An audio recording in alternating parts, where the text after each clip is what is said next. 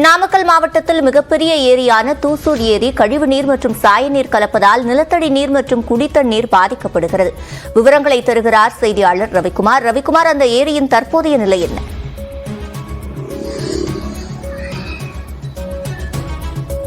சிவரஞ்சனி, அதாவது நாமக்கல் மாவட்டத்தில் மிகப்பெரிய ஏரியான தூசூர் ஏரி 500க்கும் மேற்பட்ட ஹெக்டேரில் உள்ளது. இங்கு இதை நம்பி 5000க்கும் மேற்பட்ட பாசனங்கள் நிறைவேற்றி வருகிறது. குறிப்பாக கடந்த 2 ஆண்டுகளில் இந்த பகுதியில் கழிவுநீர் கலப்பதால் விவசாய நிலங்கள் பாதிப்படைந்துள்ளது. இந்த பாதிப்பினால் இங்குள்ள விவசாயிகளுடைய நிலைமை என்பது குறித்து நம்முடன் பேசுவதற்காக விவசாய அருகில் இருக்கிறார்.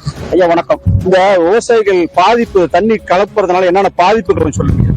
நாமக்கல் மாவட்டம் 126 ஏக்கர்ல மிக முக்கியமான முதன்மையான ஏரி தூசூர் ஏரி. இந்த தூசூர் ஏரியில் நாமக்கல்லிலிருந்து கழிவுநீர் சாக்கடை, பாதாள சாக்கடைகள் மூலம் வந்து சேருது, தூசூர் ஏரியில் வந்து சேருகிறது. அதே சமயத்தில் நாமக்கல் சாயப்பட்டறை கழிவுகளும் இந்த தூசூர் ஏரிக்கு வந்து தேங்குகிறது. இதனால் ஆயிரக்கணக்கான ஏக்கர் நிலம், நீர்வளமும் நிலவளமும் பாதிக்கப்படுவதால் விவசாய நிலங்கள் விவசாயத்தை விட்டு வெளியேறுகின்ற ஒரு சூழ்நிலையில் இருக்கிறது. நிலம் மலட்டுத்தன்மை ஆகிறது. சீத்தமுள்ளு, சாம்பு இது போன்ற பாலைவனமாக அல்லது விவசாயம் செய்ய முடியாத ஒரு சூழ்நிலையில் பரம்பரையாக செய்து வந்த விவசாயம் தூசூர் பகுதிகளில் முற்றிலும் விவசாயத்தை விட்டு வேறு தொழில்களுக்கு, நகரங்களுக்கு செல்ல வேண்டிய அவல நிலை இந்த தூசூர் ஏரி மாசடைவதால் ஏற்பட்ட விளைவுதான். இந்த தூசூர் ஏரியை சுத்தப்படுத்தி விவசாயத்திற்கும் கால்நடைகளுக்கும்